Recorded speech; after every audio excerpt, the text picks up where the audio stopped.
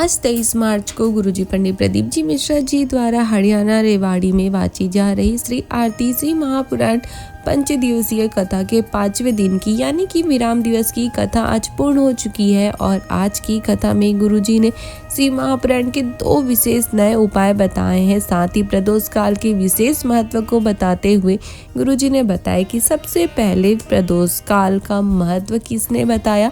इसने बताया कि प्रदोष काल क्या होता है और प्रदोष काल के समय में शिव जी की पूजन करने से उसका क्या फल प्राप्त होता है। इसके साथ ही गुरुजी ने श्री महापुराण के और भी बहुत सारे उपयोगी बातों की जानकारी दिए हैं, जिसकी जानकारी आपको आज की इस छोटे से वीडियो में मिलने वाली है। साथ ही आज की इस छोटे से वीडियो से आपको आज की कथा की संपूर्ण जानकारी मिल जाएगी। साथ ही आज के 3 घंटे की कथा को, विराम दिवस की कथा को रसवादन करने का पुण्य, उसका फल भी आपको प्राप्त हो जाएगा।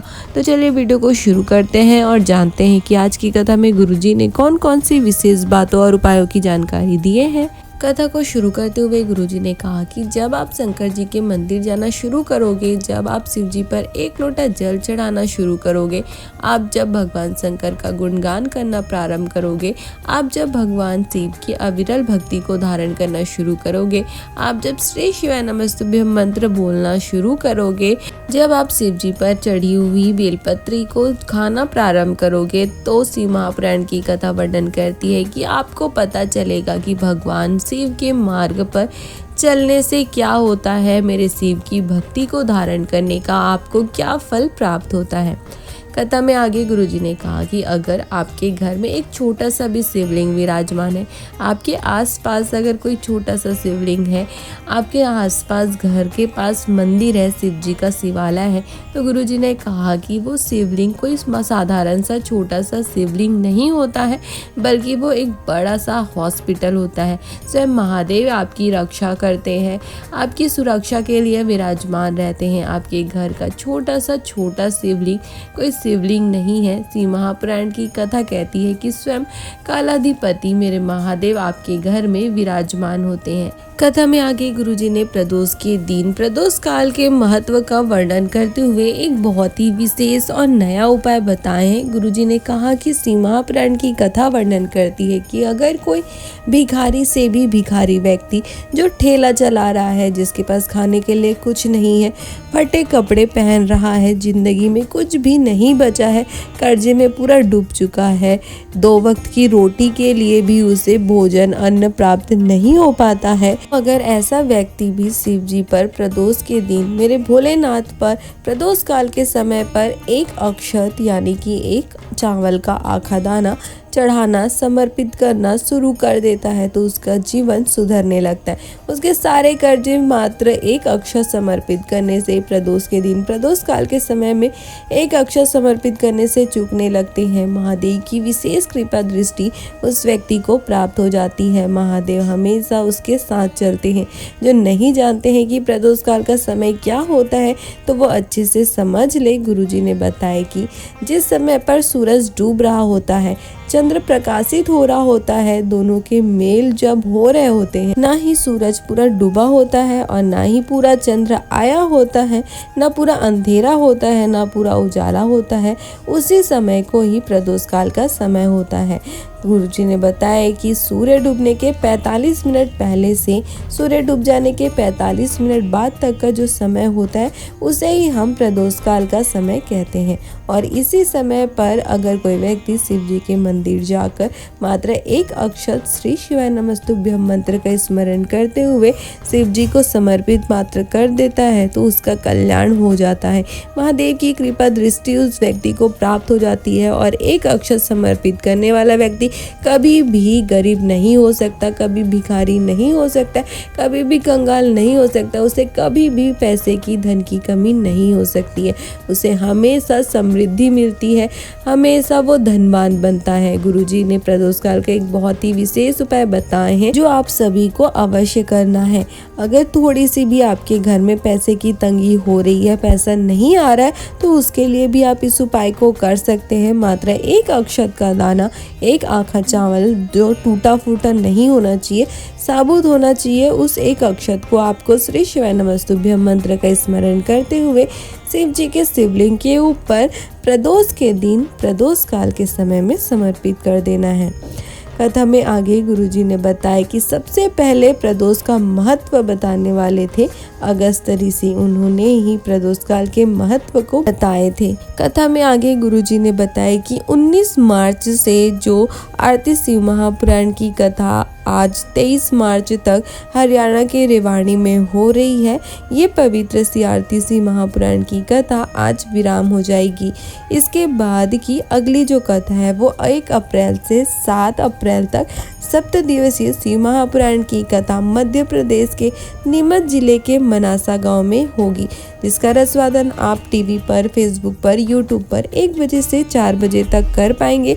साथ ही इस शिव महापुराण की कथा का नाम होगा श्री बेलपत्र शिव महापुराण की कथा। गुरुजी ने कहा कि इस बेलपत्र शिव महापुराण की कथा में हम आपको एक एक बेलपत्र के बारे में जानकारी देंगे, साथ ही बेलपत्र के महत्व को आपको बताएंगे। कथा को आगे बढ़ाते हुए गुरुजी ने कहा कि शिव महापुराण की कथा कहती है कि सारी समस्या का हल है 1 लोटा जल। जिस दिन आप पूरे विश्वास से, पूरी दृढ़ता से, पूरे भरोसे से शिव जी के मंदिर जाकर 1 लोटा जल चढ़ाना आप शुरू करेंगे, महादेव पर पूरा भरोसा रखकर जिस दिन आप एक बेलपत्री उठाकर खाना शुरू करेंगे, जिस दिन आप पूरे भरोसे से भगवान शिव की भक्ति में डूबने लगोगे, शिव महापुराण की कथा कहती है कि आपके जीवन की सारी समस्या, सारे दुख, सारे कष्ट, सारी तकलीफें अपने आप दूर होने लगेगी। आपके जीवन का सारा दुख, आपकी सारी तकलीफें मेरे कालाधिपति, मेरे देव अधिदेव महादेव की हो जाएगी और महादेव आपको आनंद और सुख प्रदान करेंगे। कथा के अंत में गुरुजी ने प्रदोष काल की कथा का वर्णन करते हुए प्रदोष काल का मनोकामना पूर्ति वाला एक और विशेष और नया उपाय बताए हैं। गुरुजी ने कहा कि अगर आपकी कोई विशेष मनोकामना हो, आप महादेव से कुछ मांगना चाहते हैं, आप महादेव से कुछ कहना चाहते हैं, आप बाकी लोगों से कह कह के थक गए हैं पर आपकी वो मनोकामना पूरी नहीं हुई, आप जो चाहते थे वो आपको नहीं मिली, अगर आप महादेव से कुछ कहना चाहते हैं तो इसके लिए आपको इस विशेष उपाय को करना है। इस विशेष उपाय को करने के लिए आपको किसी विशेष दिन की या किसी विशेष तिथि तक रुकने की जरूरत नहीं है कि आपका प्रदोष का दिन आएगा तो आप इस उपाय को करोगे या शिवरात्रि आएगा तो आपको इस उपाय को करोगे। गुरुजी ने कहा कि जब आपको समय मिले उसी दिन आपको प्रदोष काल के समय में, प्रदोष काल में इस उपाय को करना है। इस उपाय को करने के लिए आपको किसी भी दिन के प्रदोष काल में, प्रदोष काल के समय में 1 बेलपत्र,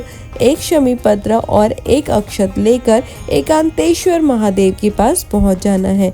एकांतेश्वर महादेव वे महादेव होते हैं जिनके आसपास कुछ भी नहीं होता है, ना कोई दीवार होती है, एकांत में मेरे भोलेनाथ बैठे होते हैं, विराजमान होते हैं। ऐसे एकांतेश्वर महादेव के पास पहुंचकर आपको इस विशेष उपाय को करना है। इस उपाय को करने के लिए आपको 1 बेलपत्र के ऊपर 1 शमी पत्र और 1 अक्षत रख लेना है। फिर आपको अपने दिल की बात, अपने हृदय की बात महादेव से कहकर श्री शिवाय नमस्तुभ्यम मंत्र का स्मरण करते हुए उस बेलपत्र, शमी पत्र और अक्षत को भोलेनाथ के शिवलिंग में माता अशोक सुंदरी के स्थान पर स्पर्श करा के आपको शिव जी के शिवलिंग के ऊपर समर्पित कर देना है। बेलपत्री आपको इस प्रकार समर्पित करनी है शिव जी के शिवलिंग के ऊपर कि जब बेलपत्री आप समर्पित करें तो उसका जो डंडी वाला भाग है वो जलाधारी की ओर होना चाहिए।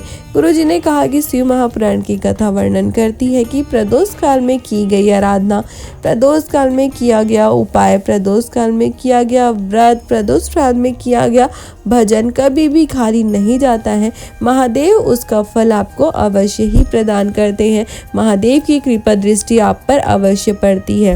अगर आपकी भी कोई विशेष मनोकामना हो, आप महादेव से कुछ कहना चाहते हैं, महादेव से कुछ मांगना चाहते हैं, तो आप किसी भी दिन के प्रदोष काल में, प्रदोष काल के समय में इस विशेष उपाय को करके महादेव की कृपा दृष्टि अपने ऊपर ला सकते हैं, महादेव से उसका फल प्राप्त कर सकते हैं।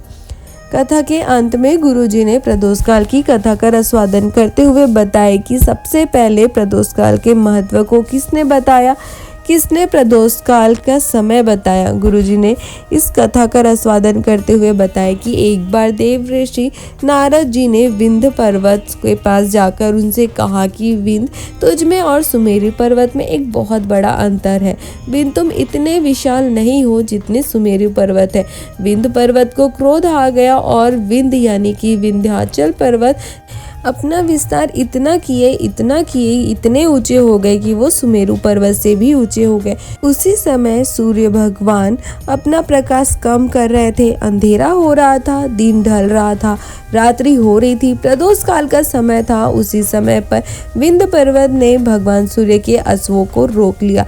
अश्व आगे ही नहीं बढ़ पा रहे थे। सूर्यदेव को समझ ही नहीं आ रहा था कि वो क्या करे, तो उन्होंने एक बालक का रूप रखकर काशी चले गए। वहां पर अगस्त्य ऋषि शिव जी के शिवलिंग का निर्माण कर भगवान शंकर की आराधना कर रहे थे। सूर्यदेव वहां पहुंचकर अगस्त्य ऋषि से निवेदन करते हैं, प्रार्थना करते हैं कि आप कृपा करिए। अगस्त्य बाबा ने सूर्यदेव के बालक स्वरूप को देखकर पूछा कि आप कौन हैं? तो सूर्यदेव अपने वास्तविक स्वरूप में आ गए और कहा कि ना तो मैं प्रकाशित हो रहा हूँ, ना मैं डूब रहा हूँ।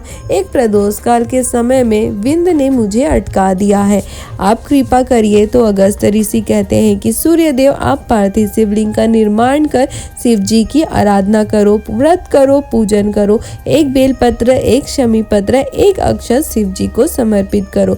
सूर्यदेव शिव जी की पूजन में लग गए। उसी समय अगस्त्य ऋषि ने विंध्य पर्वत के पास जाकर कहा कि आप अपनी आकृति छोटी कीजिए, देवताओं को कष्ट हो रहा है। तो विंध्य पर्वत ने अपनी आकृति छोटी कर ली। सूर्यदेव ने अगस्त्य ऋषि का साधुवाद किया।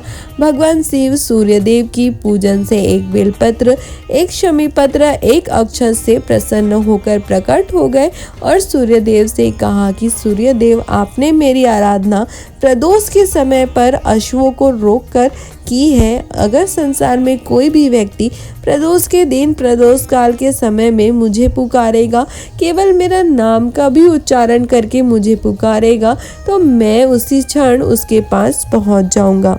गुरुजी ने कहा कि शिव महापुराण की कथा वर्णन करती है अगस्त्य ऋषि का संवाद। प्रदोष काल की कथा वर्णन करती है कि जो भी व्यक्ति प्रदोष के दिन, प्रदोष काल के समय में शिव जी को पुकारता है, कोई व्रत करता है, पूजन करता है, एक बेलपत्र, एक शमी पत्र, एक अक्षत मात्र शिव जी को समर्पित कर देता है, तो उतने मात्र से ही महादेव प्रसन्न होकर उसके सारे कष्टों को, दुखों को हर देते हैं। महादेव की विशेष कृपा दृष्टि उस व्यक्ति को प्राप्त हो जाती है। तो ये थी आज की कथा में गुरुजी पंडित प्रदीप जी मिश्रा जी द्वारा बताए गए शिव महापुराण के सारे उपयोगी बातों और विशेष उपायों की जानकारी। अगर आपको उपायों की ये जानकारी अच्छी लगी हो तो आप हमारे वीडियो को लाइक कर सकते हैं और अपने परिवार वालों के साथ या अन्य शिव भक्तों के साथ इसे शेयर भी कर सकते हैं, ताकि उन्हें भी गुरुजी द्वारा बताए गए शिव महापुराण के इन विशेष उपायों की जानकारी प्राप्त हो सके और वो भी इसे करके महादेव का आशीर्वाद प्राप्त कर अपने जीवन के सारे दुखों को, कष्टों को दूर कर अपने जीवन में आनंद और सुख की प्राप्ति कर सके। हर हर महादेव।